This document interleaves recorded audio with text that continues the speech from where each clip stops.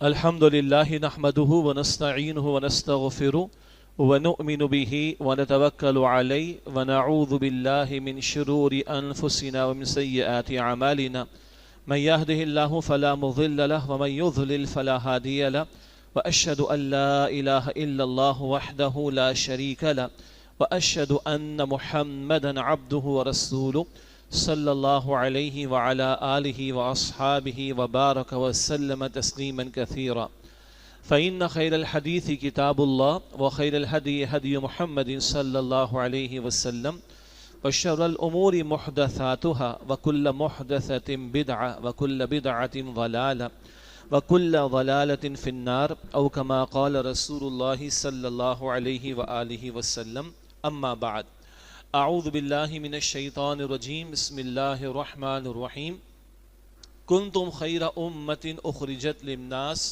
تأمرون بالمعروف وتنہون عن المنکر وتؤمنون باللہ وقال اللہ تبارک وتعالی وَلْتَكُمْ مِنْكُمْ أُمَّةٌ يَدْعُونَ إِلَى الْخَيْرِ وَيَأْمُرُونَ بِالْمَعْرُوفِ وَيَنْهَوْنَ عَنِ الْمُنْكَرِ وَأُولَئِكَ هُمُ الْمُفْلِحُونَ وقال اللہ تبارک وتعالی ان الذين يحبون ان تشيع الفاحشة في الذين آمنوا لهم عذاب أليم في الدنيا والآخرة والله يعلم وأنتم لا تعلمون ولولا فضل الله عليكم ورحمته وأن الله رؤوف رحيم يا أيها الذين آمنوا لا تتبعوا خطوات الشيطان ومن يتبع خطوات الشيطان فإنه يأمر بالفحشاء والمنكر ولولا فضل الله عليكم ورحمته ما زكى منكم من أحد أبدا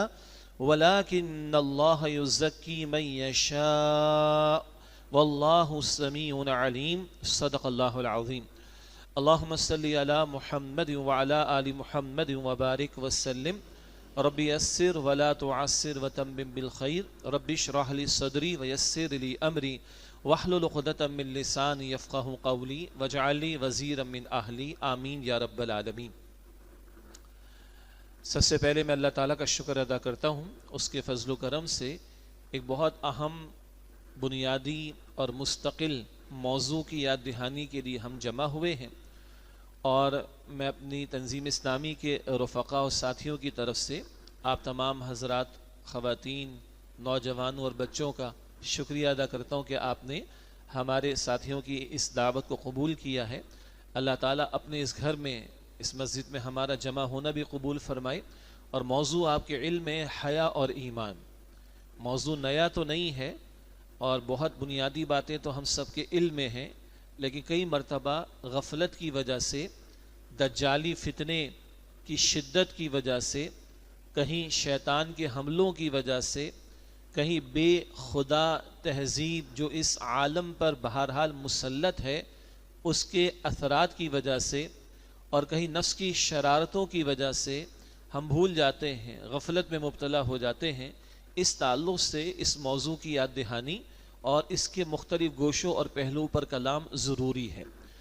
تنظیم اسلامی کے زیر اہتمام آپ کے علم میں ہے کہ ایک تو ہمارا پیش مستقل کام ہے اللہ تعالیٰ کی زمین پر اللہ کے دین کو غالب کرنے کی جد و جہد کرنا، دعوت دین کی ذمہ داری، اقامت دین کی جد و جہد کی ذمہ داری جو ختم نبوت کے بعد نبی مکرم صلی اللہ علیہ وسلم کے امتی ہونے کے ناطے ہمارے کاندھوں پر ہے، اس ذمہ داری کو ادا کرنے کی مستقل محنت۔ یہی ہماری بنیادی دعوت ہے کہ اللہ کا دین ایک جامع، بلکہ اللہ کا دین ہی جامع نظام حیات ہے، اور یہ زندگی کے تمام گوشوں کے لیے رہنمائی بھی دیتا ہے، اور پورے کے پورے دین پر عمل کا ہم سے مطالبہ ہے۔ ہم سے یہ بھی تقاضا ہے کہ ہم انفرادی زندگی میں اللہ تعالیٰ کی بندگی کریں، اس کے دین پر عمل کرنے کی حتی الامکان کوشش کریں، اور اس سے آگے بڑھ کر دوسروں کو بھی دین کی دعوت دیں، اور اللہ کی زمین پر اللہ کے دین کو قائم کرنے کی جد و جہد کریں۔ ہماری مستقل دعوت اور مستقل محنت و ہمارے کرنے کا کام ہے۔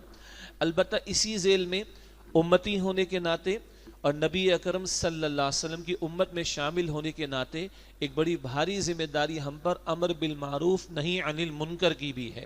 قرآن حکیم میں سورہ آل عمران آیت نمبر 110 میں فرمایا گیا، کنتم خیر امت اخرجت للناس، تم بہترین امت ہو جنہیں لوگوں کے لیے برپا کیا گیا۔ دنیا والے اپنے لیے جئیں گے، اپنے لیے فکر کریں گے، نہیں، تم نے ساری انسانیت کی فکر کرنی۔ کیا کرو گے تم؟ تأمرون بالمعروف وتنہون عن المنکر، تم بھلائی کا حکم دو گے، بدی سے روکو گے، وتؤمنون باللہ، تم اللہ پر ایمان رکھتے ہو۔ اس آیت کے الفاظ کی یہ ترتیب بھی بڑی اہم ہے۔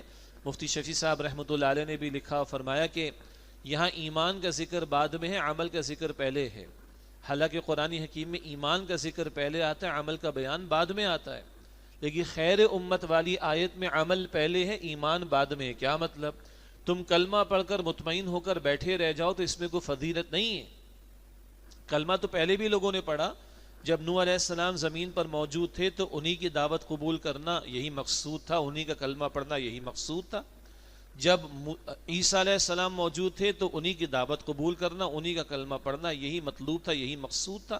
اس وقت جو ایمان لائے وہ اللہ کے ہاں کامیاب ہوں گے انشاءاللہ۔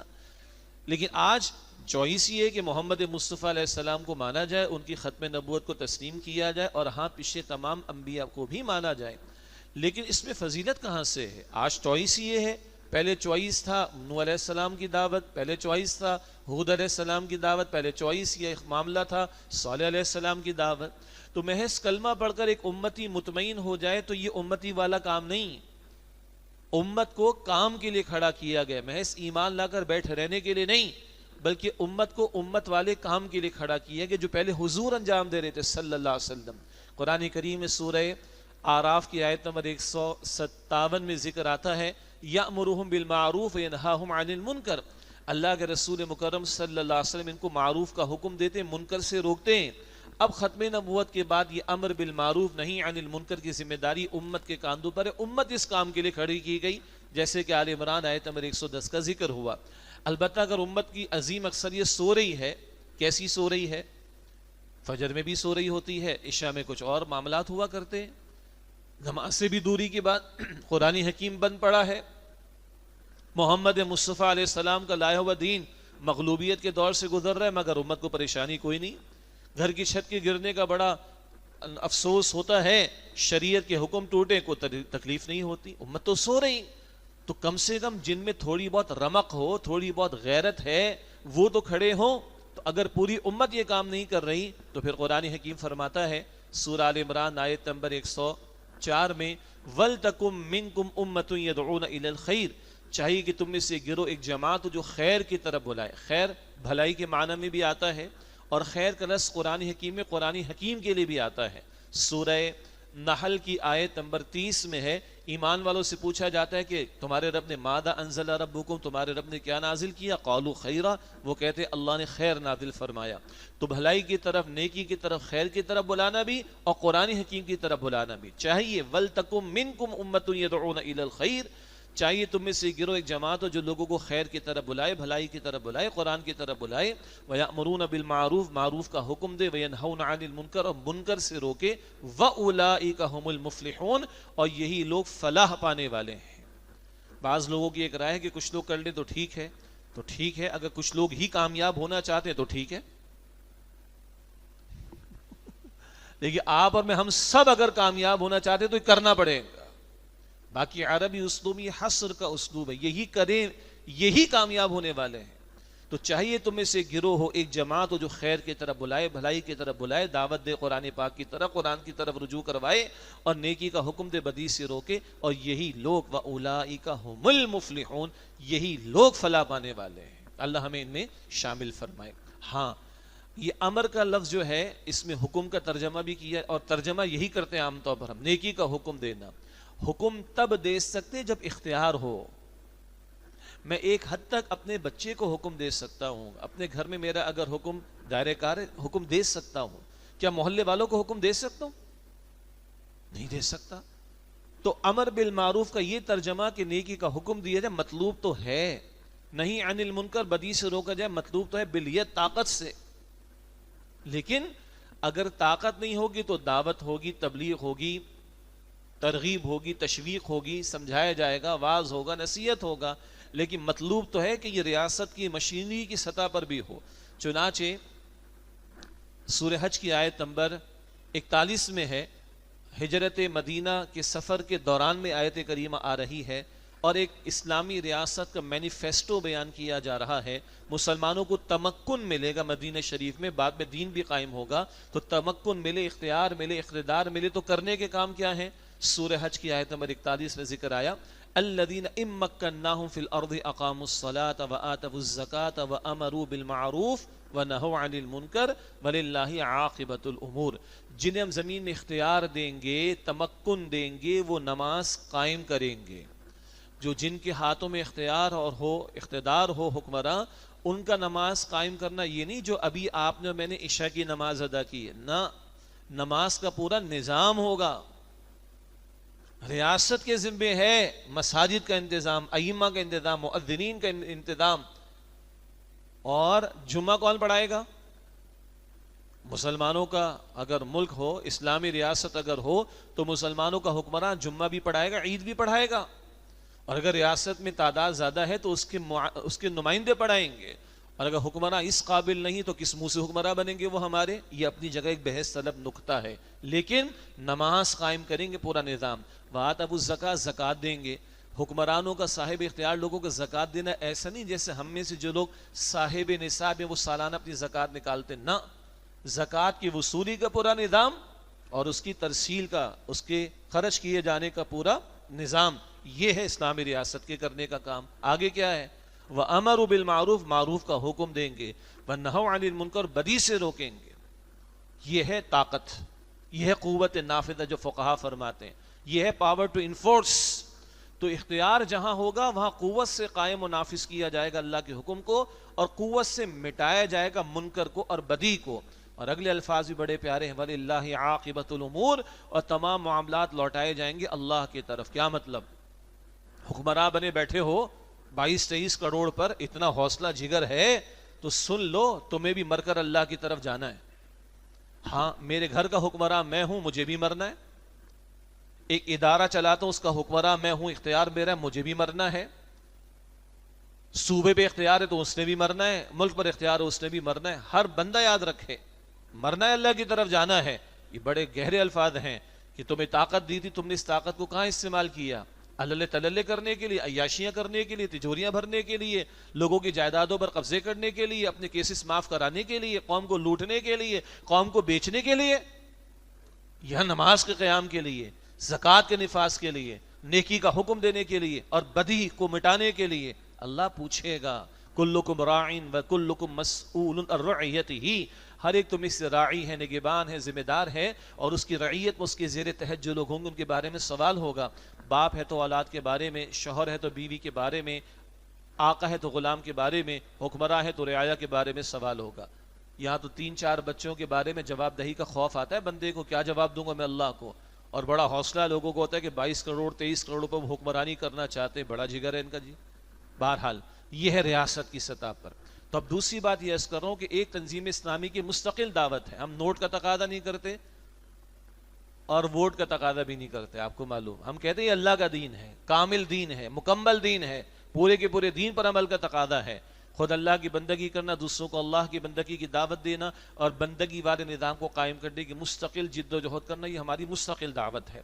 اسی کے ذیل، اسی کے ساتھ میں ختم نبوت کے بعد امت مسلمہ کے افراد ہونے کے ناطے نیکی کا حکم دینا، بدی سے روکنا، یہ بھی ہماری ذمہ داریوں میں شامل ہے. اسی تعلق سے گاہے بگاہے تنظیم اسلامی کے زیر اہتمام کبھی سیاسی نظام کے کسی گوشے سے متعلق، کبھی معاشی نظام کے کسی معاملے سے متعلق، اور کبھی معاشرتی نظام سے متعلق کسی معاملے پر ہم منکرات آگاہی مہمات کا اہتمام کرتے ہیں.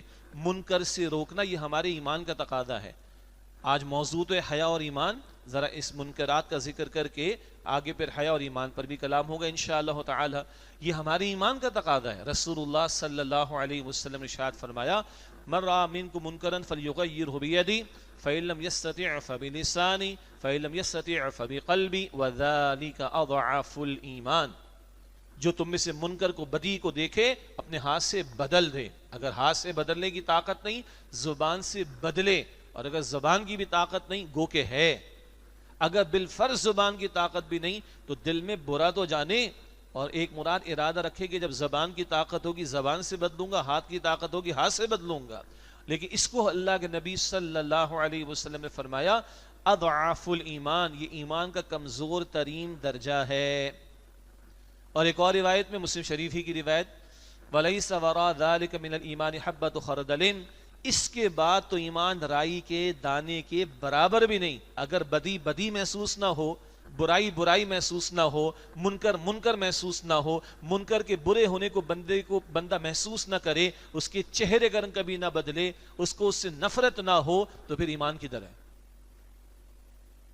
تو اس فریضے کو ادا کرنے کے تعلق سے بھی کبھی انسداد سود، یعنی سود کے خاتمے کے لیے مہم، کبھی بے حیائی فحاشی کے روکنے کے لیے مہم، کبھی لوگ نماز اگر ادا نہیں کرے تو توجہ دلانا، حکم ہے نا اللہ کا، زکوٰۃ میں ڈنڈی مارے توجہ دلانا، وراثت کے احکامات میں ڈنڈیاں مار رہے توجہ دلانا، بے پردگی کا رویہ اختیار کیا جا رہا ہے توجہ دلانا، جادو ٹونا حرام ہے ہمارے دین میں، اس سے بچنے کے لیے توجہ دلانا، کچھ منکرات کا اور ایک دو معروف کا میں نے ذکر کیا۔ تو ہم گاہے بگاہے تنظیم اسلامی کے پلیٹ فارم سے مستقل اس طرح کی مہمات کا انعقاد کرتے ہیں، جس میں اسی فریضے امر بالمعروف نہی عن المنکر کو ادا کرنے کی ذمہ داری ادا کرنے کی کوشش کرتے ہیں۔ ابھی بھی فروری کے 2023 میں ہم بیٹھے ہیں، فروری کے آخری چند ایام اور مارچ کے ابتدائی چند ایام میں، یہ 8-10 دن کم و بیش، اس کے دوران میں پاکستان بھر کی سطح پر حیا اور ایمان کے عنوان سے ہم ایک مہم کا انعقاد کر رہے ہیں۔ گاہے بگاہے پہلے بھی کرتے رہے، پھر کرتے رہیں گے، اہمیت ابھی سامنے آ جائے گی۔ تو ماہ فروری کے آخری چند ایام اور ماہ مارچ کے ابتدائی چند ایام کے دوران میں، یہ سن 2023 کی ہم بات کر رہے ہیں، پورے پاکستان بھر میں حیا اور ایمان کے عنوان سے مہم کا ہمارا ارادہ ہے۔ آج کا یہ خطاب بھی اسی نسبت سے ہے۔ آئندہ خطاب جمعہ جو بھی ہمارے ساتھی جہاں جہاں ذمہ داری ادا کریں گے مجھ سمیت، اس پر ہم کلام کریں گے۔ آئندہ دنوں میں کوئی پریس کانفرنس کراچی کلب کے اندر، اس کا بھی اہتمام کیا جائے گا۔ بروشرز کی تقسیم کا معاملہ، سوشل میڈیا کا استعمال، اسی طرح اپنے گھروں والوں کو متوجہ کرنا، اپنے دوست احباب کو متوجہ کرنا، حکمرانوں کو متوجہ کرنا، میڈیا والوں کو متوجہ کرنا، پارلیمنٹ والوں کو متوجہ کرنا، عدلیہ کے لوگوں کو متوجہ کرنا، تعلیمی اداروں کے سربراہان کو متوجہ کرنا، جو صاحب اختیار افراد معاشرے میں ہیں، مختلف گوشوں میں، واکس آف لائف میں، ان تک اس پیغام کو پہنچانے کی کوشش کرنا، اخبارات میں اشتہارات کے ذریعے سے، سوشل میڈیا کے استعمال کے ذریعے سے، ان سب ذرائع کو اختیار کر کے حیا اور ایمان کے حوالے سے ہم انشاءاللہ مہم کا انعقاد کرنے کا ارادہ رکھتے ہیں۔ گویا کہ یہ اسی سلسلے کی ایک کڑی ہے کہ آج اس موضوع پر خطاب ہو رہا ہے۔ پہلے تھوڑی سی ایمان کی اہمیت کا ذکر ہو جائے، پھر حیا پر آئیں گے۔ اللہ تعالیٰ کے ہاں نجات کے لیے ایمان شرط لازم ہے۔ دنیا میں بہت اچھے ظاہری طور پر نیک کام کرنے والے لوگ جب مر جاتے ہیں تو ایک سوال آتا ہے، بھئی ان کا کیا بنے گا؟ مدر ٹریسا کا کیا ہوگا؟ بڑا ٹچی قسم کا سوال ہے، کیا ہوگا اس کا؟ ٹھیک ہے، دنیا میں کام کیے، ٹھیک ہے، اگر ایمان نہیں تو میرا اور آپ کا عقیدہ بتاتا ہے کہ کل نجات نہیں ہے۔ تو آپ کی میری سب سے بڑی دولت اور پونجی تو ایمان ہے۔ اب یہ لٹ جائے، ضائع ہو جائے، چھن جائے، ختم ہو جائے تو کل آخرت میں کیا ہوگا؟ جہنم کی آگ ہے۔ اس کو سمجھیں، اس کی یاد دہانی نہیں۔ ایمان سب سے بڑی دولت ہے اور نجات کے لیے شرط اول ہے، پہلا پری ریکویزٹ، پہلی کنڈیشن، پہلی شرط نجات کے لیے وہ ایمان ہے۔ اور ٹیکنیکل ایمان کیا ہے؟ تصدیق بما جاء به النبی صلی اللہ علیہ وآلہ وسلم، ہر وہ خبر جو محمد مصطفیٰ صلی اللہ علیہ وسلم نے عطا فرمائی اس کی تصدیق کرنا، یہ ایمان ہے۔ قرآن بتایا محمد مصطفیٰ نے تو ہم نے مانا یہ اللہ کا کلام ہے صلی اللہ علیہ وسلم۔ جی معراج کے واقعات حضور نے بتایا تو ہم نے مانے، ہمیں تو کوئی تفصیل نہیں پتا، ہم نے تو دیکھا بھی نہیں ہے۔ تو تصدیق بما جاء به النبی صلی اللہ علیہ وسلم، ہر وہ خبر جو محمد مصطفیٰ صلی اللہ علیہ وسلم نے عطا فرمائی اس کی تصدیق کرنا، یہ ایمان ہے۔ پھر ایمان ایک زبان کے اقرار کا نام، ایک تصدیق قلب کی تصدیق کا نام ہے۔ اللہ تعالیٰ ایمان والوں سے بھی کہتا ہے ایمان لاؤ۔ سورہ نساء کی آیت نمبر 136 میں ہے، یا ایھا الذین آمنوا آمنوا باللہ ورسولہ، اے ایمان والو ایمان لاؤ اللہ پر اور اللہ کے رسول پر صلی اللہ علیہ وسلم. یعنی اقرار باللسان بھی ضروری، تصدیق بالقلب بھی ضروری. کچھ لوگ ایمان لائے، کچھ لوگ اسلام لائے، ایمان کا دعویٰ کرنے لگے. سورہ حجرات میں مشہور بات آتی ہے، آیت نمبر 14 میں، پھر 15 میں حقیقی ایمان کی وضاحت. اللہ فرماتے ہیں قُل لَمْ تُؤْمِنُوا وَلَكِنْ قُولُوا أَسْلَمْنَا وَلَمَّا يَدْخُلِ الْإِيمَانُ فِي قُلُوبِكُمْ. ابھی تم ایمان کے دعوے نہ کرو، تم کو اسلام لائے ہو، ایمان ابھی تمہارے دلوں میں داخل نہ ہوا. کلمہ تو عبداللہ بن ابی نے بھی پڑھا تھا، منافقین کا سردار، مگر منافقین کے ٹولے کے بارے میں قرآن پاک فرماتا ہے لم تؤمن قلوبہم، ان کے دل ایمان نہیں لائے. اور کل عبداللہ بن ابی اور منافقین جہنم کے سب سے نچلے گڑھے اور درجے میں ہوں گے. اللہ ہم سب کی حفاظت فرمائے. قرآن پاک فرماتا ہے سورہ نساء آیت نمبر 145 میں ان المنافقین فی الدرک الاسفل من النار، منافقین جہنم کے سب سے نچلے طبقے میں ہوں گے. اللہ ہم سب کی حفاظت فرمائے. زبان کا اقرار تھا، دل کا ایمان نہیں تھا، کل جہنم میں اور سب سے نچلے طبقے میں. اللہ ہم سب کی حفاظت فرمائے. تو یہ ایمان شرط لازم کل آخرت میں کامیابی کے لیے، اور یہی ایمان شرط لازم ہے آج دنیا میں عروج پانے کے لیے. اللہ تعالیٰ قرآن پاک میں فرماتا ہے سورہ آل عمران کی آیت نمبر 139 میں وَأَنْتُمُ الْأَعْلَوْنَ إِن كُنتُم مُؤْمِنِينَ، اور تم ہی غالب رہو گے اگر تم واقعتاً ایمان والے ہو. تو بہرحال مزید تفصیل کا موقع نہیں. ایمان شرط اول ہے نجات کے لیے. ایمان ہے تو اعمال سوریں گے، اسی لیے آمنوا وعاملوا الصالحات، آمنوا وعاملوا الصالحات بار بار قرآن پاک میں آتا ہے. اور ایمان نہیں تو پھر کیا ہوگا؟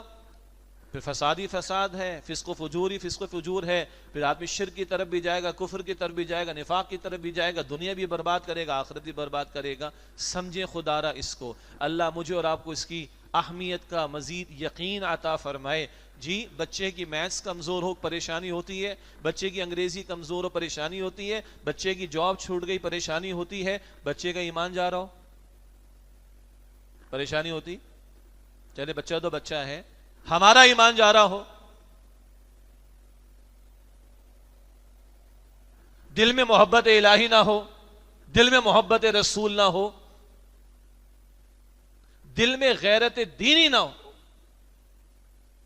تو یہ کیسا دل ہے پھر؟ یہ وہ قلب سلیم تو نہیں کہ جس پر نجات آخرت میں ملے گی. اللہ محفوظ رکھے.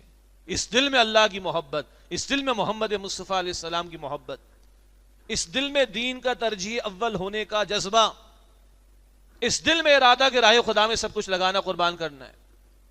ان صلاتی و نسکی و محیایا و مماتی للہ رب العالمین. بے شک میری نماز، میری قربانی، میرا جینا، میرا مرنا سب اللہ سبحانہ و تعالیٰ کے لیے تمام جہان والوں کا رب ہے. میری زندگی کا مقصد تیرے دی کی سرفرازی، میں اسی لیے مسلمان، میں اسی لیے نماز. کیا خوب کسی نے کہا ہم چاہتے ہیں جنت ملے. کہا کیسا ہمارا ایمان ہے، کیسا ہمارا ایمان کہ بستر سے اٹھا کے نماز کو تو لا نہیں رہا. عشاء ادا کرنے والوں کے لیے بھی مشکل کہاں ہے؟ بولے فجر میں عشاء میں کتنی صفیں ہوتی ہیں؟ کہیں 3 کہیں 4 کہیں 5. فجر میں کیا ہو جاتا ہے نا مسئلہ. تو بھائی کیسا ایمان ہے کہ جو بستر سے اٹھا کر مصلی پر لا نہیں رہا اور ہم چاہتے ہیں وہ اٹھا کر جنت میں ہمیں لے جائے. کدھر ہے وہ ایمان؟ اب آئیے آج کا موضوع شروع کریں، حیا اور ایمان. ایمان ہوگا تو کچھ بات بنے گی نا. ایمان ہوگا تو عمل صالح بھی ہے، ایمان ہوگا تو کوئی محنت بھی ہے، اور ایمان ہے تو کل آخرت میں کامیابی بھی ہوگی. تو اب موضوع آج ہے حیا اور ایمان، اور اس موضوع کو رکھا گیا ایک حدیث رسول صلی اللہ علیہ وآلہ وسلم کی روشنی میں جو جامع ترمذی میں ہے. رسول اللہ صلی اللہ علیہ وآلہ وسلم ارشاد فرمایا حیا اور ایمان دونوں قرانا، جڑے ہوئے ساتھی ہیں، دوست، کمپینینز، ساتھ رہنے والے. عام دوست نہیں، خاص دوست. کہتے ہر وقت ساتھ رہتے ہیں، جڑے ہوئے بالکل ایک دوسرے کے ساتھ. جب دیکھو گے ساتھ دیکھو گے ان کو، اور ایک جائے گا دوسرا بھی چلا جائے گا. تو حدیث کے الفاظ ہیں حیا اور ایمان دونوں قرانا، ساتھی ہیں آپس میں، جڑے ہوئے، کمپینینز، دوست مضبوط. اگر ایک چلا جائے تو دوسرا بھی چلا جاتا ہے. آج موضوع حیا اصلاً جوڑا اس حدیث مبارک کی روشنی میں. تو حیا گئی تو ایمان گیا. اچھا پھر ایمان جائے گا تو کیا ہوگا؟ یعنی حیا گئی تو ایمان گیا نا. تو اللہ کے نبی صلی اللہ علیہ وسلم نے ارشاد فرمایا، بخاری شریف کی روایت ہے، انبیاء اور رسول کو جو کلام نبوت عطا ہوا یا یوں وحی کی تعلیم عطا ہوئی، اس وحی کی تعلیم کا ایک بہت بڑا حاصل کیا ہے؟ تمام انبیاء اور رسول کی ایک بنیادی دعوت حیا کی دعوت تھی. اور اللہ کے نبی علیہ السلام نے اس کو یوں نقل فرمایا اور یوں ارشاد فرمایا کہ اذا لم تستحیی فاصنع ما شئت، جب تمہیں حیا نہ رہے تو جو چاہو سو کرو. کیا مطلب ہے؟ جو کرو گے وہ کم ہوگا. اب جو بدلتے حالات میں ہر دوسرے دن واقعات آپ کے ہمارے سامنے آ رہے نا، بعض کو تو بیان کرتے ہوئے گھن آتی ہے. گھن بھی ہلکا لفظ ہو جائے گا، لیکن اشارتاً بات کرنا پڑے گی تاکہ اس گندگی کا اندازہ جو ہم پر مسلط کی جا رہی ہے اللہ حفاظت فرمائے. حدیث کیا ہے؟ جب تمہیں حیا نہ رہے جو چاہو سو تم کرو، یعنی جو کرو گے وہ کم ہوگا، جو تباہی آئے گی وہ کم ہوگی اور تباہی تم پر مسلط کی جائے گی. اللہ ہم سب کی حفاظت فرمائے. تو یہ دو بنیادی احادیث ہیں آج کے اس موضوع کے پس منظر میں کہ حیا اور ایمان دونوں ساتھی، ایک گیا دوسرا بھی چلا جائے گا. اور دوسری حدیث مبارک، تم میں حیا نہ رہے تو تم جو چاہو سو کرو. اب حیا کسے کہتے ہیں؟ سبحان اللہ، بڑا پیارا، بڑا گہرا، بڑا وسیع مفہوم رکھنے والا لفظ ہے. عام طور پر ہمارے ذہن میں لفظ حیا پر جب کلام ہوتا ہے تو اس کی جو ضد میں ایک لفظ ہے اپوزٹ میں بے حیائی، وہی پہلو ہمارے ذہن میں آتا ہے. اور پھر اس کے نتیجے میں بے پردگی، فحاشی، عریانی، یہ سارے پہلو ہمارے سامنے آتے ہیں. یہ بات بالکل ٹھیک ہے، مگر یہ مکمل بات نہیں ہے. گو کہ آگے اسی پر کلام ہم نے زیادہ کرنا ہے. دوبارہ جب ہم حیا کے تعلق سے کلام کرنا چاہتے ہیں تو اکثر و بیشتر اس حیا کی جو ضد ہے بے حیائی، جو ہم اردو میں اس لفظ استعمال کرتے ہیں، وہ ہمارے ذہن میں زیادہ فوراً آتا ہے. اور اس کے ساتھ جو بے پردگی ہے، فحاشی، عریانی، یہ سب کچھ فوراً ہمارے ذہن میں آتا ہے. یہ بات بالکل درست ہے، مگر حیا کا لفظ اس سے بڑھ کر اور وسیع مفہوم رکھنے والا لفظ ہے. مثلاً ایک حدیث مبارک کا حاصل ہے، اللہ کے رسول علیہ السلام سے صحابی پوچھتے ہیں، اللہ کے پیغمبر میں گھر میں اکیلا ہوتا ہوں، تب بھی میں کچھ زیادہ اپنے لباس وغیرہ کا خیال لحاظ رکھوں؟ تو اللہ کے رسول علیہ السلام نے فرمایا کہ اللہ سبحانہ وتعالی اس بات کا سب سے بڑھ کر حقدار ہے کہ تم اللہ سبحانہ وتعالی سے حیا کرو. اللہ سبحانہ وتعالی اس بات کا سب سے بڑھ کر حقدار ہے کہ تم اللہ سبحانہ وتعالی سے حیا کرو. اب اللہ سے حیا کا کیا مطلب ہے نا؟ عجیب بات آ گئی. تو ذرا اور آگے بڑھیں. جب کوئی بیٹا، بیٹی، بچہ اپنے ماں باپ کے سامنے ذرا چیختا اور چلاتا ہے، زور سے بات کرتا ہے، سینہ تان کر بات کرتا ہے، تو ہم کیا کہتے ہیں؟ بڑا ہی بے حیا ہے، بڑا ہی بے شرم ہے، ایسے ہی کہتے ہیں نا. حالانکہ اس موقع پر کوئی لباس کے غلط یا خراب ہونے کا مسئلہ زیر گفتگو نہیں آیا، اور ابھی کوئی فلمیں ڈراموں کی بات بھی نہیں چل رہی. بس ماں باپ کے سامنے آواز کو بلند کیا، ماں باپ کے سامنے سینہ تان کر بات کی، تو ہم کیا کہتے؟ بڑا بے حیا ہے، بڑا بے شرم ہے. اس سے حیا کے وسیع تر مفہوم کو آئیے سمجھیں. حیا کا وسیع تر مفہوم کیا ہے؟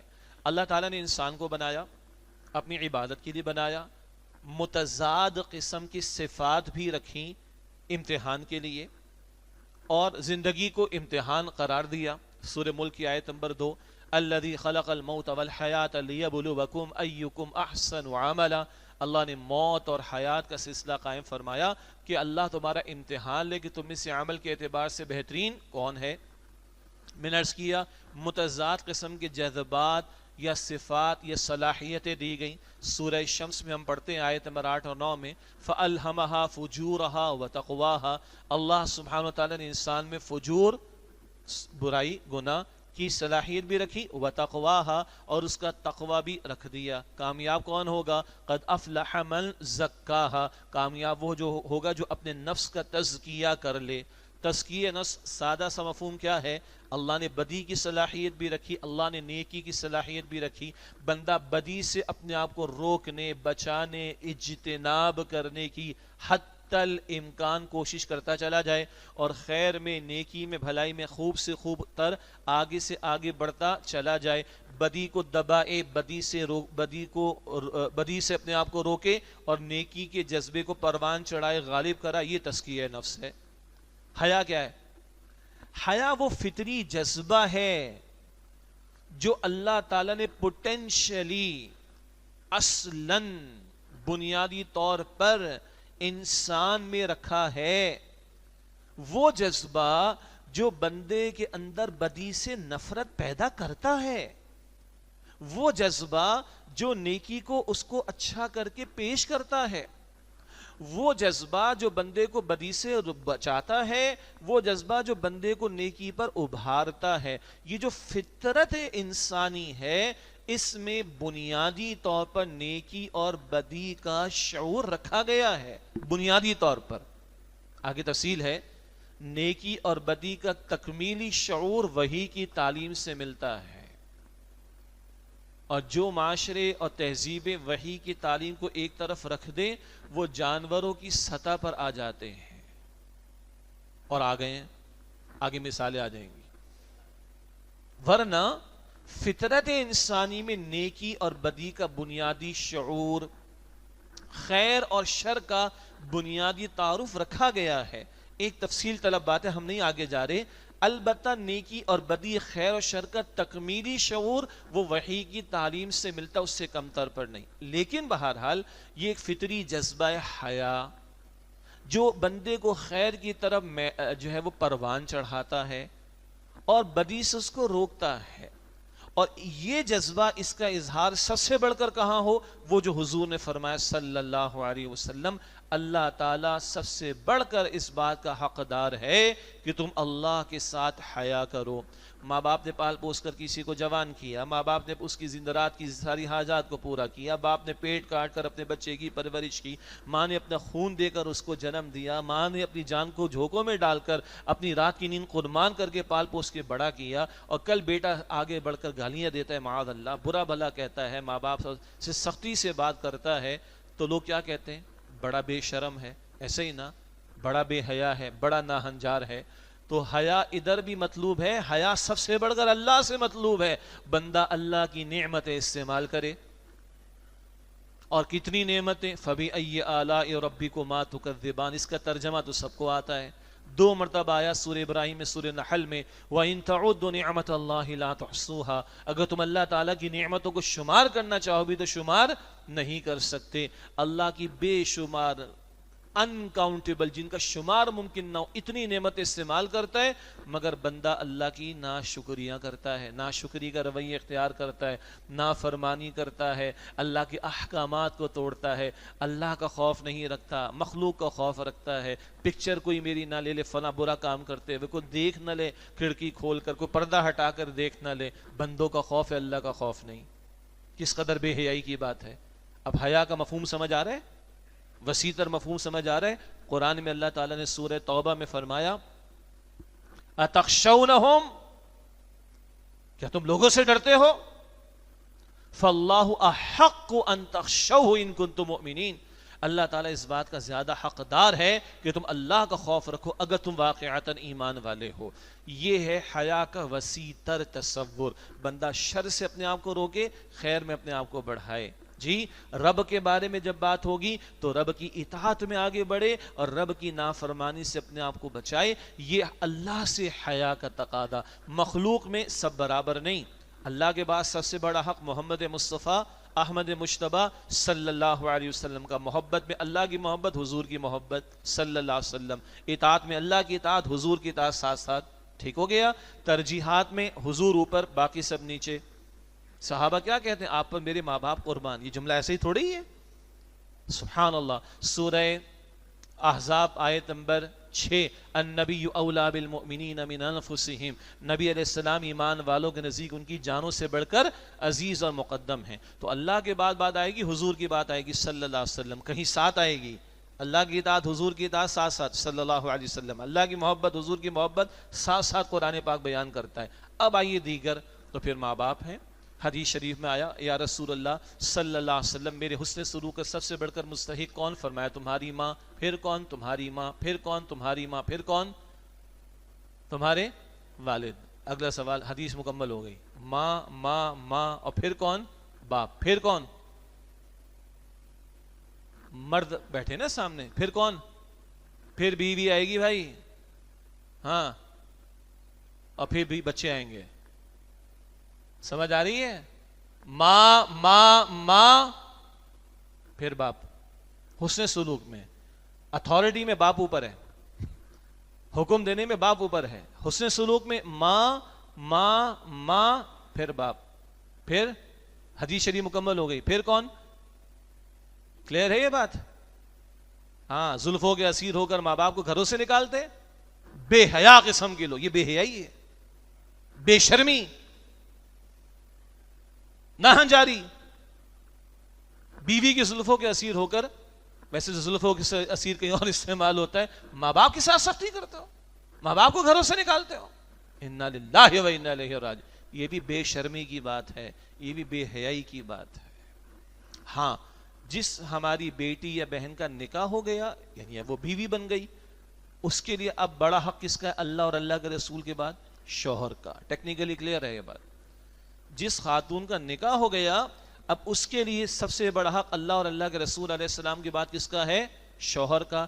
اسی لیے ایک بیوی کی جنت کو شوہر کے ساتھ جوڑا گیا۔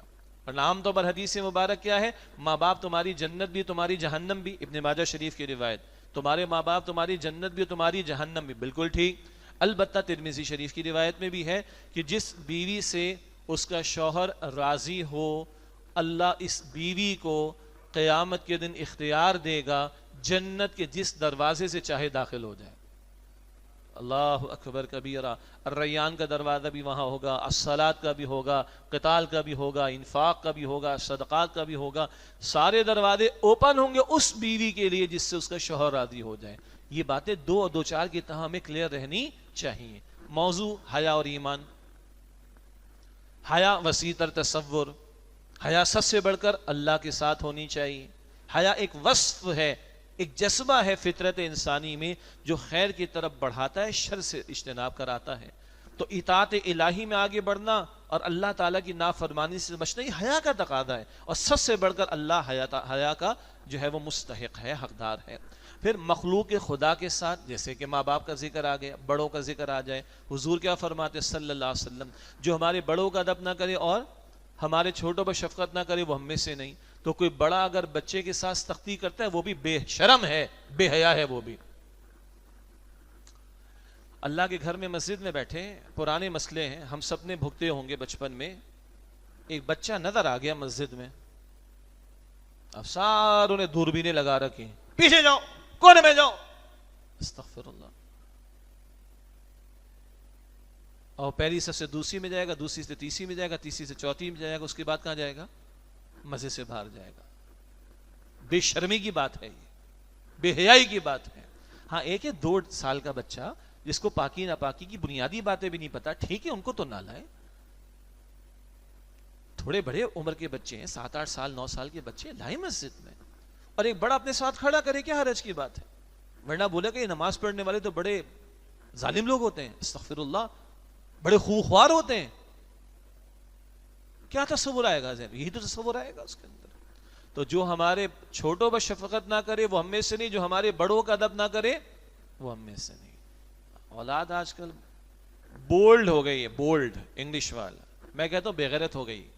ماں باپ کے سامنے چلانا، ماں باپ کے سامنے آواز بلند کرنا، ہاں، اور کسی محلے کے بزرگ اور اپنے خاندان کے بڑے کو منہ دکھانا، منہ چڑھانا، اس کی نقل کرنا، میمز بنانا، جن کو پتا ہے ان کو پتا ہے کیا ہوتا ہے، اور چلا کر باتیں کرنا، یہ بے شرمی کی بات ہے، یہ بے حیائی کی بات ہے۔ اس اعتبار سے دیکھیں تو ساری زندگی حیا کے تحت آ جائے گی، ساری زندگی بھر کا رویہ حیا کے تحت آ جائے گا۔ اب یا تو کوئی حیا کی پاسداری کر رہا ہوگا یا پھر وہ بے حیائی کر رہا ہوگا۔ اس تھوڑی سی تشریح کے بعد اگر ہم غور کریں تو معلوم ہوا کہ حیا کے مختلف پہلو ہوں گے، اور حیا کے مختلف درجات بھی ہوں گے۔ البتہ اب گفتگو اس معروف مفہوم کے اعتبار سے کرنا مقصود ہے کہ جہاں حیا کی ضد کیا ہے؟ بے حیائی، فحاشی۔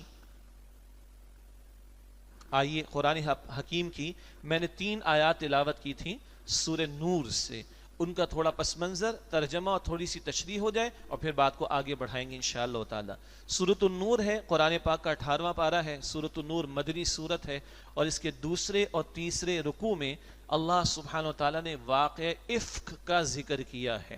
سن 6 ہجری کا غزوہ، تفصیل کا موقع نہیں، اور ایک معاملہ ایسا پیش آ گیا کہ ہم عائشہ صدیقہ رضی اللہ تعالیٰ عنہ قافلے سے پیچھے رہ گئیں، پھر ایک وہ صحابی کے ساتھ تشریف لائیں رضی اللہ تعالیٰ عنہما، اور اس کے بعد عبداللہ بن ابی جو منافقین کا سردار تھا اور کچھ اور لوگوں کی زبان پر اس طرح کی باتیں آ گئیں کہ الزام تراشی، معاذ اللہ، امت کی ماں پر ایک الزام لگا۔ ہاں اللہ تعالیٰ قرآن میں فرماتا ہے، سورہ البقرہ آیت نمبر 216 قتال کا تذکرہ ہے، لیکن اصول بھی آیا ہے، عسیٰ ان تکرہوا شیئا وہو خیر لکم، ہو سکتا ہے ایک بات تمہیں ناگوار گزرے اسی میں تمہارے لیے خیر ہو۔ آگے الفاظ آتے ہیں واللہ یعلم وانتم لا تعلمون، اور اللہ جانتا ہے تم نہیں جانتے۔ امت کی ماں پر تہمت لگی، بڑا حضور پر بھی 1 مہینہ بڑا گراں گزرا، امت کی ماں پر صدیق اکبر پر رضی اللہ تعالیٰ عنہ، تفصیل کا موقع نہیں۔ البتہ اللہ تعالیٰ نے آسمان سے وحی نازل فرما کر میری اور آپ کی ماں کی عفت اور پاک دامنی کا اعلان فرمایا۔ اللہ تعالیٰ نے مہینے بھر بعد کم و بیش آسمان سے وحی نازل فرما کر امت کی ماں عائشہ رضی اللہ تعالی عنہ کی برات کا اعلان فرما اور ان کی عفت اور پاک دامنی کی گواہی رب نے خود دی ہے وحی نازل فرما کر۔ البتہ وہ تو پاکیزہ ہیں، صدیقہ ہیں، ان پر ایک الزام لگا، الفاظ ذہن میں رکھیے گا، الزام لگا برے عمل کا، معاذ اللہ۔ اللہ نے عفت پاک دامنی کا اعلان کیا اور بہت سرزنش بھی منافقین کی ہو گئی اور ایمان والوں کو 2 ٹوک انداز میں بڑی اہم ہدایات دے دیں، لیکن الفاظ پہ غور کیجئے گا، ایک برے عمل کا الزام لگا ہے، یہ پس منظر ذہن میں رکھیں۔ اب آیات سنیں، سورہ نور آیت نمبر 19، ان الذین یحبون ان تشیع الفاحشۃ فی الذین آمنوا، بے شک جو لوگ اس بات کو پسند کرتے ہیں کہ ایمان والوں کے درمیان میں فحش بات پھیلے، فی الذین آمنوا، ایمان والوں کے درمیان میں، لہم عذاب علیم، ان کے لیے دنیا میں ان کے لیے دردناک عذاب ہے، فی الدنیا والآخرہ، دنیا میں بھی اور آخرت میں بھی۔ واللہ یعلم، اور اللہ جانتا ہے کیا یہ تم نے حرکت کی ہے، ایک الزام، اس کی تشہیر، ایک الزام جو کہ غلط ہے، جھوٹا الزام، اس کی فقط تشہیر، کچھ زبانوں پر بات آئی، اس پر اللہ کا عذاب بھڑک رہا ہے۔ جو لوگ ایمان والوں کے درمیان میں چاہتے ہیں کہ ان میں فاحشہ فحش بات پھیلے، ان کے لیے دنیا اور آخرت میں دردناک عذاب ہے۔ واللہ یعلم وانتم لا تعلمون، اللہ جانتا ہے اور تم نہیں جانتے کہ اس عمل کے کہاں کہاں تک نتائج جا سکتے ہیں۔ یہ بھی کہ الزام کس پر؟ محمد مصطفیٰ کریم صلی اللہ علیہ وسلم کی زوجہ محترمہ پر۔ اپنے ایمان اور آخرت کی فکر کرو پھر تم، اگر تم یہ الزام لگاتے ہو معاذ اللہ۔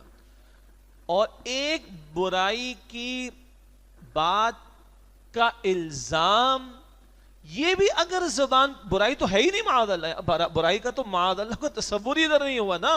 اما عائشہ کے تعلق سے میں معاذ اللہ کہہ رہا ہوں، یہاں تو الزام زبانوں پر آیا ہے اور اللہ کا عذاب بڑھا کر ہے۔ جو چاہتے ایمان والوں کے درمیان یہ بے حیائی کی، یہ فحش بات کی اشاعت ہو، ان کے لیے دنیا اور آخرت میں دردناک عذاب ہے، اور اللہ جانتا ہے تم نہیں جانتے۔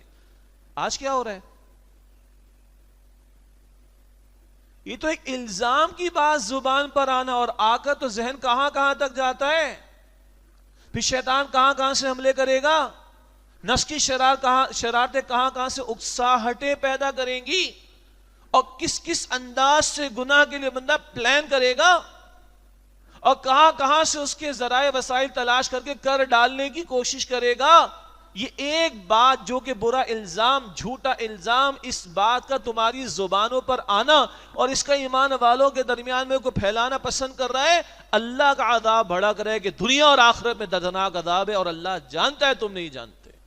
آج کیا ہو رہا ہے؟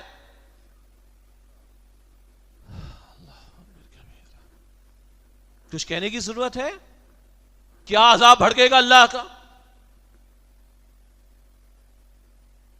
کیا اس کی رحمتوں سے دوری ہوگی؟ کیا اس کی پھٹکار برسے گی؟ کیا اس کی لعنتیں برسیں گی؟ آج ہم دیکھ رہے ہیں، فلمیں بھی ہیں، ڈرامے بھی ہیں، ناچ گانے بھی ہیں، رات بھر کے پیکیجز بھی ہیں، ان کنٹرول سب کچھ ایکسس اویلیبل بھی ہے. کرکٹ کے نام پر ہلڑ بازی، ترکیہ میں اور شام میں ہزاروں مسلمان چلے گئے دنیا سے، یہ کہتے ہیں ہم کرکٹ کا آغاز کریں گے ناچ کود کر اور فحاشی اور یعنی دکھا کر، پوری قوم کو دکھا رہے. کپڑا بکتا ہے گرمی کے دنوں میں، وہ دیندار خواتین نے کہا کپڑا بیچو، عورت کو تو نہ بیچو. کس طرح عورت کو ذلیل کر کے اس کی تشہیر کی جاتی. گاڑی بیچ رہے عورت کو بٹھا کر، کھلونا بنا کے رکھا ہوا اس کو.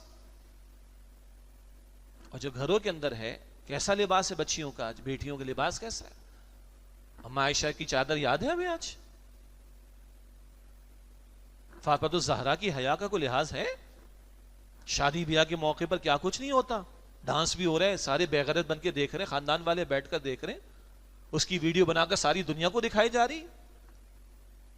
شادی بیاہ کا موقع ہو رہا ہے، نکاح کے موقع پر خواتین کی ویڈیو بنائی جا رہی ہے اور تصویریں بنا کر پوری دنیا کو دکھائی جا رہی ہیں. ویسے کو گھر میں جا کے ہم اس کا منہ توڑ دیں اور خود بنا بنا کے دنیا کے سامنے پیش کر رہے ہیں. کیا ہے آخر یہ سب کچھ کو دیکھ کر کسی کے اندر تقویٰ پیدا ہوگا؟ کسی کے ایمان میں اضافہ ہوگا؟ کسی کا تعلق مع اللہ بڑھے گا کیا؟ خود سوچے ذرا. اور اب جو یونیورسٹیز کے نتائج ہمارے سامنے آ رہے، پھیل تو رہی ہیں باتیں، ہم نہیں چاہتے کہ وہ باتیں پھیلے، مگر زبان زد عام ہے. اسلام آباد کی یونیورسٹی میں کیا کچھ ہو گیا، کس طرح کی فحاشی اور یعنی کی باتیں کر ڈالی گئی ہیں ایک کوئز کے پروگرام سوال کے اندر. لاہور کی بہت بڑی یونیورسٹی، کیا واہیات اور گندگی وہاں پر کے پروگرامز کروائے جا رہے ہیں. یہ سارے پر اللہ کا عذاب نہیں بھڑکے گا؟ اور نور کی آیت نمبر 19 کیا ہے؟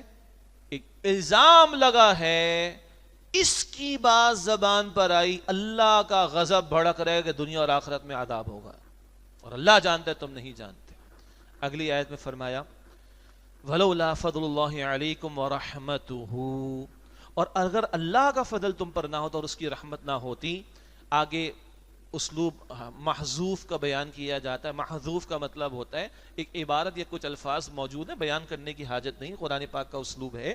ایک مراد ہے جو اگلی آیت میں بات آئے گی کہ وَلَوْلَا فَضْلُ اللَّهِ عَلَيْكُمْ وَرَحْمَتُهُ، اور اگر اللہ کا فضل اور اس کی رحمت نہ ہوتی، مَا زَكَى مِنْكُمْ مِنْ أَحَدٍ أَبَدًا، تو میں سے کوئی پاکیزہ نہیں رہ سکتا تھا. ایک مراد محذوف میں یہ لی گئی. محذوف کا مطلب بیان کرنے کی حاجت نہیں قرآن پاک میں، وہ بات انڈرسٹوڈ انگلش میں کہتے ہیں محذوف. اور ایک مراد دی گئی کہ اگر اللہ کا فضل اور اس کی رحمت نہ ہوتی تو کیا سے کیا عذاب تم پر نہ آ جاتا. وَأَنَّ اللَّهَ رَؤُوفٌ رَحِيمٌ، اور بے شک اللہ سبحانہ وتعالی شفقت فرمانے والا، رحمت بہت مسلسل رحم فرمانے والا ہے. آگے فرمایا یا ایھا الذین آمنوا، اے ایمان والو، لا تتبعوا خطوات الشیطان، شیطان کے نقش قدم کی پیروی نہ کرو. کون ہے شیطان؟ ہمارا اور آپ کا دشمن. کون ہے شیطان؟ جس نے اللہ کے سامنے قسم اٹھائی کہ اللہ تیرے ان بندوں کو گمراہ کر کے چھوڑوں گا، جہنم پہنچا کے چھوڑوں گا. کون ہے شیطان؟ قرآن پاک فرماتا ہے سورہ فاطر کی آیت نمبر 6 میں ان الشیطان لکم عدو فاتخذوہ عدوا، بے شک شیطان تمہارا دشمن ہے، تم بھی اس کو دشمنی سے اختیار کرو، دشمن بناؤ، اس کی دشمنی کو سمجھو. اور کیا چاہتا ہے شیطان؟ فرمایا آگے اللہ تعالیٰ نے وَمَن يَتَّبِعْ خُطُوَاتِ الشَّيْطَانِ، اور جو شیطان کے نقش قدم کی پیروی کرے، فَإِنَّهُ يَأْمُرُ بِالْفَحْشَاءِ وَالْمُنْكَرِ، تو بے شک وہ شیطان تو فحشاء، بے حیائی کی بات اور منکر کی بات کا تمہیں حکم دیتا ہے، ترغیب دلائے گا، تشویق دلائے گا، مزین کر کے برائی کو. فَزَيَّنَ لَهُمُ الشَّيْطَانُ أَعْمَالَهُمْ، بار بار قرآن ذکر میں آتا ہے شیطان نے ان کے برے اعمال و کرتوت مزین کر کے ان کے سامنے رکھ دیے. تو شیطان تمہیں برائی کی دعوت دے گا، ترغیب دے گا، تشویق دے گا، اور بے حیائی کی دعوت دے گا، تمہیں منکر کی دعوت دے گا. رحمان کی دعوت ہر جمعے میں خطبے کے آخر میں ایک آیت ہم سنتے ہیں، سورہ نحل کی آیت نمبر 90 ہے، وَيَنْهَى عَنِ الْفَحْشَاءِ وَالْمُنْكَرِ وَالْبَغْيِ، اللہ تمہیں بے حیائی سے، فحاشی سے، منکر سے روکتا ہے. اب یہ دو دعوتیں ہیں دنیا میں، اصل میں دعوتیں بھی دو ہیں اور دنیا میں پارٹیاں بھی دو ہیں. وہ دو پارٹیاں قرآن پاک میں کہاں ہیں؟ سورہ مجادلہ 28 پارے میں. بچوں کی دلچسپی کا ایک سوال ہے، سورہ مجادلہ میں 22 آیات ہیں 28 سے پارے کی پہلی سورہ، اور ہر آیت میں لفظ اللہ موجود ہے۔ دلچسپی کا نقطہ، تو 22 آیات میں ہر آیت میں سورہ مجادلہ میں لفظ اللہ موجود ہے۔ قد سمع اللہ پہلی آیت میں بھی ہے۔ اس سورہ مجادلہ میں 2 پارٹیوں کا ذکر ہے، کون سی؟ ایک ہے حزب اللہ، ایک ہے حزب الشیطان، اللہ کی پارٹی، شیطان کی پارٹی۔ تو دعوتیں بھی 2 ہی ہیں، اللہ کی دعوت اور شیطان کی دعوت، رحمان کی دعوت اور شیطان کی دعوت۔ دنیا میں نظام بھی 2 ہی ہیں، رحمان کا نظام ہوگا یا شیطان کا، درمیان میں کچھ نہیں۔ وہ منافقت والے بھی پھر کفر کی طرف ہی جاتے ہیں بالآخر، انجام تو کافروں کے ساتھ ان کا بھی۔ پارٹی اصل میں 2 ہیں۔ ہاں وہ بڑا مشہور لفظ ہے اور بڑا مس یوز ہوا، نیوٹرل ہونا۔ ادھر کوئی نیوٹرل نہیں ہے، آئدر وتھ اللہ اور اگینسٹ اللہ، دیٹس اٹ۔ اللہ کے ساتھ ہو، اللہ کے خلاف ہو، کوئی تیسری پاسبلٹی نہیں ہے۔ حزب اللہ میں ہو کہ حزب الشیطان میں ہو، کوئی تیسری پاسبلٹی نہیں ہے۔ بہرحال تو شیطان کی دعوت کیا ہے؟ فَإِنَّهُ يَأْمُرُ بِالْفَحْشَاءِ وَالْمُنکَرِ، وہ تمہیں بے حیائی اور منکر کی دعوت دیتا ہے، ترغیب دیتا ہے، تشویق دلاتا ہے۔ اور رحمان کی دعوت کیا ہے؟ سورہ نحل آیت نمبر 90، وَيَنْهَى عَنِ الْفَحْشَاءِ وَالْمُنکَرِ، اللہ فحشاء سے اور منکر سے تمہیں روکتا ہے۔ اب ہم طے کریں، ہمارے گھروں کے نقشے رحمان کی دعوت کے مطابق ہیں یا ہمارے گھروں کے نقشے شیطان کی دعوت کے مطابق ہیں؟ رحمان لباس کی بات کرتا ہے، شیطان بے لباسی کی بات کرتا ہے۔ رحمان حیا کی بات کرتا ہے، شیطان بے حیائی کی بات کرتا ہے۔ دیکھ لیں پھر شیطانی کاموں کے اثرات بھی شیطانیت والے ہی ہوں گے، نحوست ہوگی، بے برکتی ہوگی، لعنت ہوگی، پھٹکار ہوگی، سکون نہیں ہوگا، تباہی ہوگی، بربادی ہوگی، جو الفاظ کہیں وہ کم۔ اور رحمان کی پکار پر لبیک کہیں گے تو رحمت بھی ہے اور برکت بھی ہے، سکون بھی ہے۔ الا بذکر اللہ تطمئن القلوب، دلوں کا اطمینان اللہ کے ذکر سے، اللہ کی یاد سے۔ طے ہم نے کرنا ہے۔ اور موضوع کیا چل رہا ہے؟ حیا اور ایمان۔ حیا گئی تو ایمان نہیں تو بربادی ہے۔ اور حیا نہیں، جو چاہو سو کرو۔ تو حیا، اور حیا کی ضد ہم نے کیا سمجھی؟ بے حیائی۔ حیا سب سے بڑھ کر اللہ کے ساتھ، مخلوق کے ساتھ بھی، رویوں میں بھی، معاملات میں بھی۔ لیکن اب ہم وہ جو بے حیائی والا عنصر ہے اس کے تعلق سے کلام کر رہے ہیں۔ اور اس مقام پر تو قرآن پاک میں بس پھر میں اس کی توجہ دلانا چاہ رہا ہوں، ایک الزام کی خبر چلی، اس پر اللہ کہتا ہے تو فحاشی اور بے حیائی کو پھیلانے کی بات ہو رہی ہے۔ جو یہ کریں گے ان کے لیے دردناک عذاب ہے دنیا اور آخرت میں۔ تو سوچے جو اور کچھ ہو رہا ہے، بچوں کے اسمارٹ فون کون دے رہے؟ ہم دے رہے ہیں۔ ٹی وی لگا کے کون دے رہے؟ ایل سی ڈی لگا ہم دے رہے ہیں۔ کیبل لگا کے کون دے رہے؟ ہم دے رہے ہیں۔ ہم بھی تو کم نہیں ہے نا، ساری حکمرانوں پہ ڈال دیں گے، وہ تو غلط کر رہے ہیں، ان کو بھی ہم خطاب کر لیتے ہیں، ملاقات ہوگی تو سامنے بھی بول دیں گے، ورنہ جمعے میں بولیں گے، میڈیا پر بیٹھ کر بولیں گے۔ مگر ہم بھی تو دیکھیں نا، گھروں میں جو کچھ چل رہا ہے، شادی بیاہ کے موقع پر کیا رنگ ہوتا ہے ہمارے ہاں، اسمارٹ فون کے استعمال کیسے ہیں، بچیاں کن اداروں میں پڑھ رہی ہیں، ڈریس کوڈ کیسا ہے، آگے کچھ احکامات ان کا بھی اشارہ میں کر دوں گا انشاءاللہ۔ یہ ساتھ ساتھ ذہن میں رہے، اپنا بھی تجزیہ اور انالیسس کرتے رہیں۔ آگے اللہ فرماتا ہے وَمَن يَتَّبِعْ خُطُوَاتِ الشَّيْطَانِ، اور جو شیطان کے نقش قدم کی پیروی کرے، فَإِنَّهُ يَأْمُرُ بِالْفَحْشَاءِ وَالْمُنکَرِ، تو بے شک وہ فحشاء کا اور منکر کا حکم دیتا ہے۔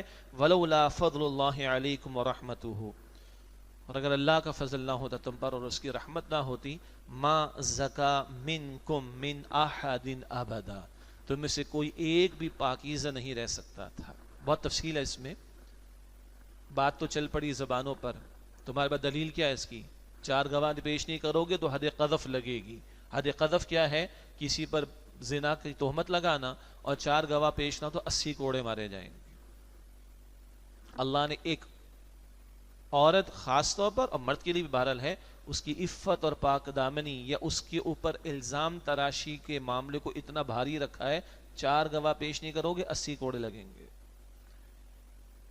تو دوسروں کے بارے میں تو ہم لوگ فوراً کچھ نہ، اب عموم کا معاملہ کر لیں، عموم کا معاملہ ہے، ان کے گھر کے بچی ہیں، ان کے گھر میں ایسا، ان کی شادی ایسی، ان کا فلاں ایسا، ذرا ہم اپنا بھی جائزہ لے لیں، ہم کہاں کھڑے اور اللہ نے کتنے ہمارے کرتوتوں پر پردہ ڈال رکھا ہے۔ اور ہم میں سے کون پاکیزہ ہونے کا دعوے دار ہو سکتا ہے؟ فلا تزکوا انفسکم، اللہ بھی فرماتا ہے اپنے آپ کو پاکیزہ مت قرار دو.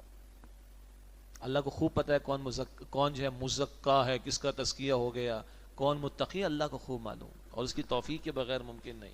اگر فرمایا کہ ولولا فضل اللہ علیکم ورحمتہ، اور اگر اللہ کا فضل تم پر نہ ہوتا اور اس کی رحمت نہ ہوتی، ما زکا منکم من احد ابدا، تم میں سے کوئی ایک بھی پاک نہیں رہ سکتا تھا. ہاں ولکن اللہ یزکی من یشاء، اور اللہ سبحانہ وتعالی جس کو چاہتا ہے اس کا تزکیہ فرما دیتا ہے. اللہ ہی سے مانگنے چاہیے. اللہم آتی نفسی زکاہا، اے اللہ میرے نفس کا تزکیہ مجھے عطا فرما دے. حضور نے دعا سکھائی صلی اللہ علیہ وسلم. اللہ ہی تزکیہ عطا فرمائے تو تزکیہ ہو سکتا ہے. اللہ کی توفیق سے کے بغیر بچنا ممکن نہیں. ہاں شیطان بڑے کاری وار کرتا ہے ہم پر، کوئی شک نہیں، نفس کی اکساہٹیں بھی ہیں، لیکن شیطان کو پیدا کرنے والا بھی کون ہے؟ اللہ. اللہ کے اذن کے بغیر شیطان بھی کچھ نہیں کر سکتا. تو اللہ سے مانگے اللہ تو مجھے بچا لے، تو میری حفاظت فرما لے، میرے گھر والوں کی حفاظت فرما لے، میرے بچوں کی حفاظت فرما لے، میری بچیوں کی حفاظت فرما لے، میری حفاظت فرما لے، میرے گھر والوں کی حفاظت فرما لے. اللہ میں کمزور ہوں مگر تو طاقتور ہے، اللہ تو بچا لے. اللہ علی کل شیء قدیر ہے. وہ فرما رہا ہے ولکن اللہ یزکی من یشاء، لیکن اللہ جس کو چاہتا ہے اس کو تزکیہ عطا فرماتا ہے. واللہ سمیع علیم، اور اللہ سبحانہ وتعالی خوب سننے والا، علم رکھنے والا ہے. چند احادیث بھی یاد دہانی کے طور پر. ایک حدیث مبارکہ موطا امام مالک میں ہے، رسول اللہ صلی اللہ علیہ وآلہ وسلم نے ارشاد فرمایا ہر دین کا ایک امتیازی وصف ہے. ایک وہ جو کہتے ہیں نا مارکیٹنگ میں یونیک فیچر ہوتا ہے، یونیک کوالٹی ہوتی ہے. ہر دین کا ایک امتیازی وصف ہے، ایک یونیک کوالٹی ہے. اور اسلام کا امتیازی وصف کیا ہے؟ وہ حیا ہے.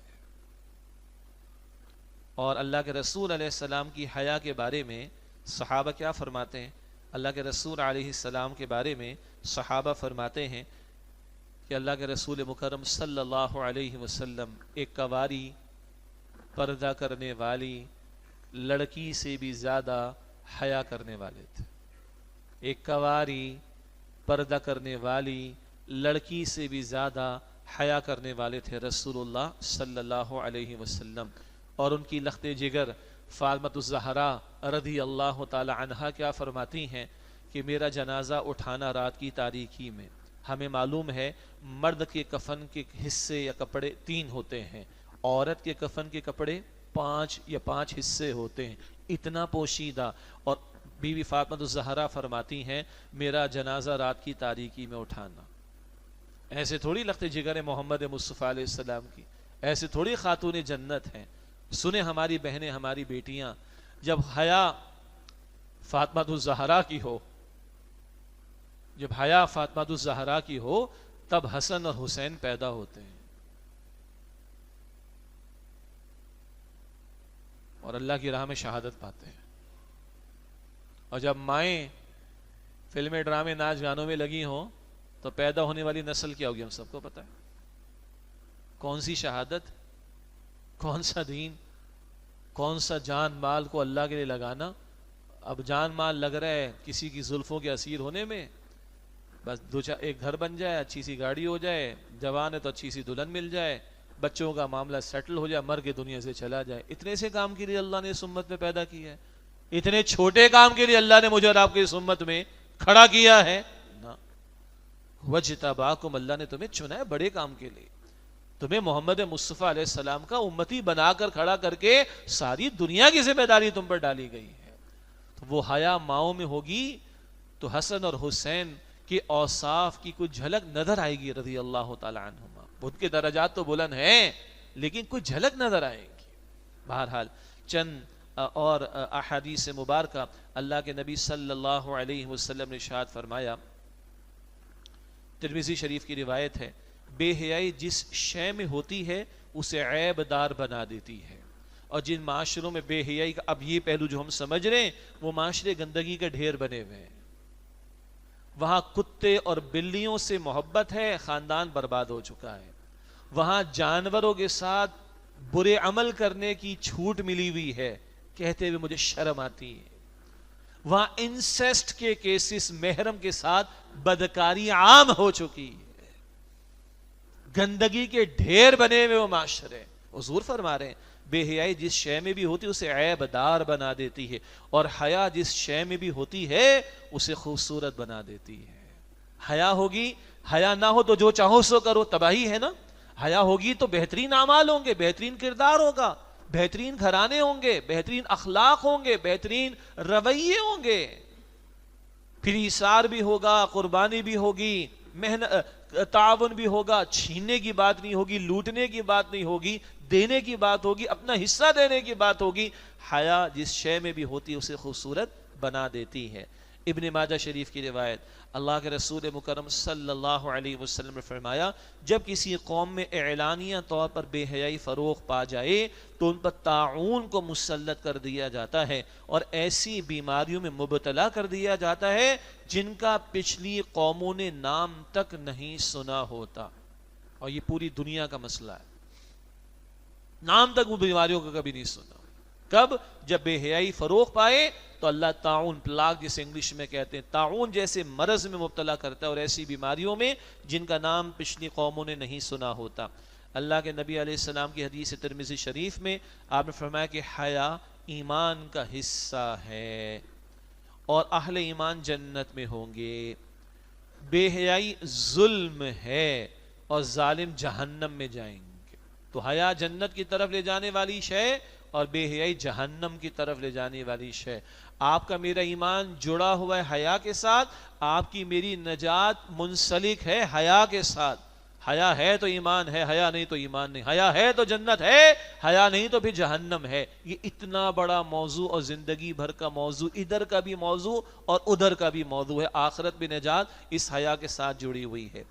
اللہ کے رسول مکرم علیہ السلام کے بارے میں ذکر، سیدنا عبداللہ بن عباس رضی اللہ تعالی عنہما فرماتے ہیں کہ رسول اللہ علیہ السلام نے لعنت فرمائی ان مردوں پر جو عورتوں کی مشابہت اختیار کریں، اور ان عورتوں پر بھی لعنت فرمائی جو مردوں کی مشابہت اختیار کریں۔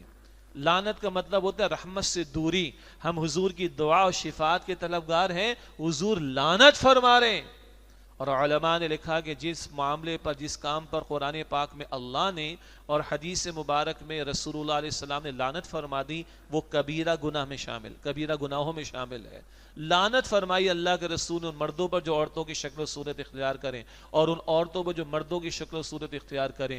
کیسی غیر فطری بات ہو رہی، لڑکوں نے بندے کیا کہتے ہیں اس کو جی، بندے، ٹاپس، بے غیرت، تو مرد ہے، مرد بن۔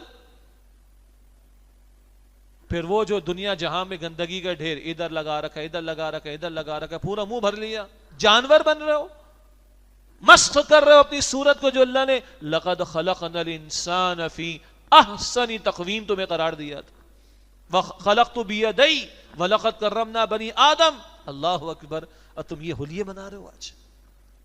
لڑکے جا کے وہ سیلون کے اوپر، اور جس کو حجام کہتے ہیں، سیلون انگلش میں شاید اچھا لگتا ہوگا، عورتوں کی طرح میک اپ کروا رہے، ڈوب مرنے کا مقام ہے۔ مرد بنو یار تم۔ مردوں سے تقاضا تھا کہ اپنے ٹخنوں کو کھلا رکھو، آج لڑکیوں کی شلواریں اب آدھی آدھی پنڈلیاں کھلی ہوئی ہیں، اور باپ دیکھ رہا ہے، بے غیرتی کی بات ہے، بھائی دیکھ رہا ہے، کوئی شرم نہیں آتی، بڑے دیکھنے کو غیرت نہیں آتی۔ مردوں کے ٹخنے کھلے رہنے چاہیے تھے، لڑکیوں کے، عورتوں کے ٹخنے کھلے ہوئے۔ انا للہ و انا الیہ راجعون۔ کیا بے خدا تہذیب کے لوگوں نے کھلواڑ مچا رکھا ہے۔ شدید سردی یورپ میں، امریکہ میں، کینیڈا میں شدید سردی، مرد نے کوٹ پہنا ہوا ہے، پینٹ پہنی ہوئی، اوور کوٹ پہنا ہوا ہے، ہیٹ پہنا ہوا ہے، یہ پہنا ہوا ہے، وہ پہنا ہوا ہے۔ عورت کا معاملہ کیا ہے؟ کہوں میں، شرم آتی مجھے کہتے ہوئے، کیا کھلواڑ ہے یہ؟ اس کو سردی نہیں لگتی ہوگی، ٹانگیں کھلی ہوئی اس کی۔ انا للہ و انا الیہ راجعون۔ عورت کو کھلونا بنا کر تذلیل کرتے ہو، کھلواڑ، ہوس کا نشانہ بناتے ہو۔ ظلم، ہمارے استاد نے کہا مظلوم بنا دی گئی عورت، گھر سے باہر نکال کر مردوں کے برابر لا کے کھڑا کہ کمپیٹ کرو مردوں کے ساتھ، تم بھی کماؤ، گھر کے کام بھی کرو، وہ بھی مصیبت بیچاری اس کے اوپر، اور باہر آ کر کمائے اور ہوس کا نشانہ بن، اس کے بعد جو کچھ ہوتا ہے وہ ہوتا ہے۔ ظلم ہے اس عورت کے ساتھ آج، اور اللہ کا دین پروٹیکشن دیتا ہے، سبحان اللہ۔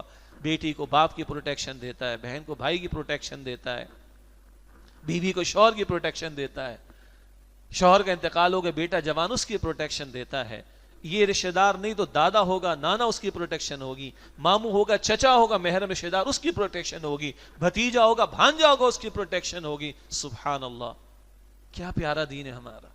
عورت پہ 1 روپے کی ایک مرحلے پر زندگی میں معاش کی ذمہ داری نہیں، ان محرم مردوں پر ذمہ داری ڈال دی گئی. اس کو گھر کی ملکہ بنایا گیا ہے. سبحان اللہ. اور آج اس کو ذلیل کر کے مارکیٹ میں لا کے کھلونا، کھلواڑ بنا دیا گیا. عورتیں مردوں کی شکل و صورت، مرد عورتوں کی شکل و صورت. رسول اللہ علیہ الصلوۃ والسلام نے لعنت فرمائی ہے. اسی طرح حضور نے فرمایا، موطا امام مالک کی روایت، وہ عورتیں جو کپڑے پہننے کے باوجود بے لباس ہوں، پہننا نہ پہننا برابر، سی تھرو کپڑا. اب تو خال خال رہ گیا. ہم نے تو اپنی بچیوں کو سلائی کڑھائی سکھا دی، بیٹا گھر میں تیار کر لو، مارکیٹ میں تو ملتا ہی نہیں ہے. وہ پتہ نہیں کیا کہلاتی ہیں، وہ کرتیز، شلوار قمیض ملتا ہے بچیوں کا مارکیٹ میں. کس طرح کے کپڑے، سی تھرو کپڑے، پہننا نہ پہننا برابر، بازو کھلے ہوئے ہیں، پنڈلیاں کھلی ہوئی ہیں. اور بے غیرت باپ دیکھ رہے ہیں، بھائی دیکھ رہے ہیں، کوئی شرم نہیں، کوئی غیرت نہیں، کوئی حیا نہیں. غیرت نام تھا جس کا گئی تیمور کے گھر سے. تبھی تو نحوستیں ہیں، بے برکتی ہے، مصیبتیں ہیں، بیماریاں ہیں، لڑائیاں ہیں، جھگڑے ہیں، انتشار ہے، فساد ہے معاشرے کے اندر. حضور فرما رہے صلی اللہ علیہ وسلم، وہ عورتیں جو کپڑے پہننے کے باوجود برہنہ ہوتی ہیں، مردوں کی طرف مائل ہونے والی اور انہیں اپنی طرف مائل کرنے والی، وہ جنت میں داخل نہیں ہوں گی. عورت کی زینت اصلاً اس کے شوہر کے لیے ہے. شوہر کے سامنے ماسی بن کے عورتیں بیٹھی رہتی ہیں اور ساری دنیا کو دکھا رہے ہو. غیر فطری بات ہے. کس کو مائل کر رہی ہو؟ کس کو آخر؟ اور تصویریں کھینچ کھینچ کے، اب تو دیندار گھرانوں کی بچیوں کی تصویریں شادی کے موقع پر، تقریبات کے موقع پر، رشتوں کے موقع پر. کیوں بھائی؟ وہ کسی جوتے کی دکان کا جوتا ہے، وہ کہے گا مجھے پسند نہیں آئی، ہم نہیں کرتے رشتہ. کیوں بھائی ایسا کرتے ہو؟ وقار کے ساتھ، تہذیب کے ساتھ رشتوں کی بات کرنی چاہیے. وہ جی حضرت ایک حدیث شریف میں ہے، ایک نظر دیکھنے کی اجازت ہے. اچھا تو ایک نظر دکھا دیں گے بھائی، باقی سارے معاملات تو پہلے طے کر لو. سبحان اللہ، کیا پیارے الفاظ ہیں. کسی اور موقع پہ ڈاکٹر ذاکر نائک کے، our sisters and daughters are not for sale. بکاؤ مال تو نہیں ہماری بیٹیاں اور بچیاں کہ تمہارے سامنے لا لا کے سب کچھ وہ پیش بھی کرے اور تم کامنٹ دے کے جاؤ قد پسند نہیں آیا، چال پسند نہیں آئی. کیوں بھائی ایسا کیوں کریں؟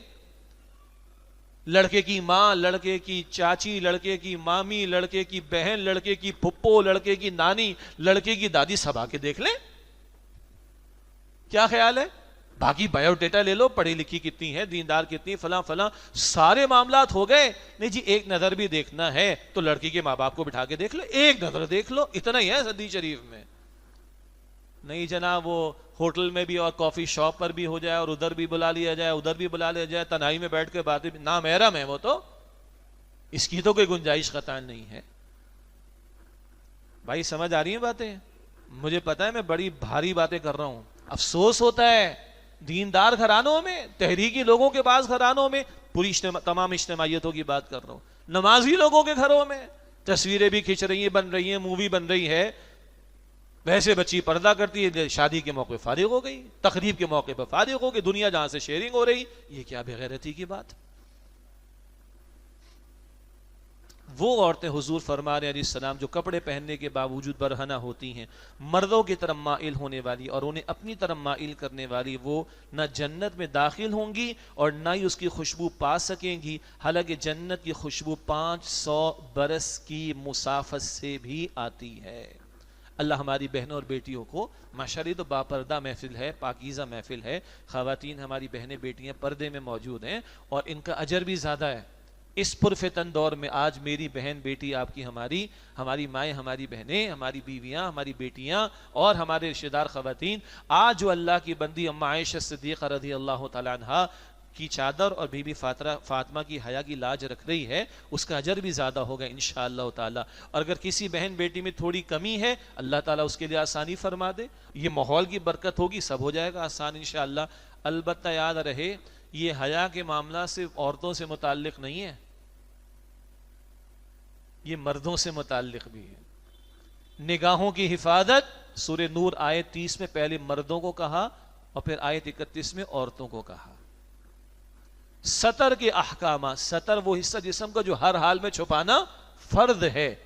پھر ایک ہے حجاب کے معاملات. تو ستر کے احکامات عورت کے لیے بھی ہیں، ستر کے احکامات مرد کے لیے بھی ہیں. تنہائی میں نہ ملے دو نامحرم تو یہ مرد کے لیے بھی عورت کے لیے بھی ہے. دو نامحرم تنہائی میں ہوں گے، تیسرا کون ہوگا؟ اللہ میری بھی حفاظت فرمائے، ہم سب کی حفاظت فرمائے. اور آج تنہائی فزیکل نہیں ورچوئل بھی ہوتی. سمجھ آ رہی؟ ورچوئل کسے کہتے ہیں؟ ساری رات بھر پیکج چل رہا ہے، پتہ ہے نا بھائی. اللہ میری آپ کی ہم سب کی حفاظت فرمائے. تو مرد ہو دو نامحرم، مرد عورت دونوں کے لیے تنہائی میں ہوں گے، تیسرا شیطان ہوگا. اور چھونا، اللہ کے نبی صلی اللہ علیہ وسلم نے فرمایا تمہارے سر میں کوئی کیل ٹھونک دے، کس قدر سخت بات ہے، پھٹ جائے گا نا سر. تمہارے سر میں کوئی کیل ٹھونک دے، اس کو گوارا کر لینا. تم نہ محرم کو چھو یا وہ تمہیں چھوئے، اسے گوارا نہ کرنا. سارے فلمیں ڈرامے گانے کیا ہے، یہ سارا شوبز کیا ہے، یہ ساری انڈسٹری کیا ہے، شادی بیاہ، یہ تو کزنز ہیں ہمارے، تو بھائیوں کی طرح نا. سگا بھائی تھوڑی ہے تمہارا بھائی، یہ تو میری بہن کی طرح، سگی بہن تھوڑی ہے بھائی، کزن ہے، پردہ ہے اس سے بھی. محرم نامحرم کی تمیز. تو یہ رشتے جو یہ مردوں کے لیے بھی رہنمائی ہے، عورتوں کے لیے بھی رہنمائی ہے. اور ایک اور کڑوی بات، میری بیوی تو پاک پردہ رہے، میری بیوی تو عفت والی رہے، میری بیوی تو پاکیزہ رہے، میری بیٹی تو پاکیزہ رہے. میں آگے بڑھ بڑھ کے جو ہے وہ غیر محرم خواتین سے مسکرا کر باتیں کر رہا ہوں، گپے لگا رہا ہوں، سب کچھ ہو رہا ہوں. یہ کیا ہے بھائی؟ جتنا اپنی بہن بیٹی کے حوالے سے اس بارے میں فکر مندی ہے تو آگے مجھے بھی فکر مندی ہونی چاہیے، مجھے بھی اوائڈ کرنا چاہیے. تو یاد رہے حیا کے موضوع پر جب کلام ہو تو تعلیمات عورت کے لیے بھی ہے اور مرد دونوں کے لیے ہے. آخری میں آپ کے 5 منٹ لے لیتا ہوں، وقت تو کافی ہو گیا. یہ سارا کچھ جو ہم سن رہے ہیں، اس سے زیادہ خطرناک باتیں ہم پر مسلط ہو رہی ہیں. ایک موضوع ہے وہ دل میں تھا لیکن موقع نہیں. استاد محترم ڈاکٹر اسرار صاحب رحمۃ اللہ علیہ جو تجزیہ فرماتے تھے، دجالی تہذیب کا غلبہ. ہمارا سیاسی نظام تو اس کے حوالے ہو چکا بے خدا تہذیب کے، ہمارا معاشی نظام بھی بے حیا تہذیب کے، بے خدا تہذیب کے حوالے ہو چکا. سود ہے، سٹا، جوا سب چل رہا ہے. اور یہ کرکٹ کے نام پہ کھلواڑ، اس میں بھی جوا چل رہا ہے. اس قدر گناہ در گناہ در گناہ، اور ساری قوم کا ستیہ ناش کر رکھا ہے. وہ میں خطاب جمعہ میں بات کر چکا ہوں، سن لیجئے گا آپ انشاءاللہ.